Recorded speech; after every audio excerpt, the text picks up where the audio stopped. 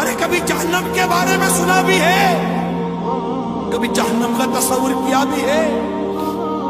सुनो सुनो, अगर जहन्नम को सुई की नोक के बराबर खोल दिया जाए तो उसकी तपिश और बदबू से सारी मखलूक हलाक हो जाए।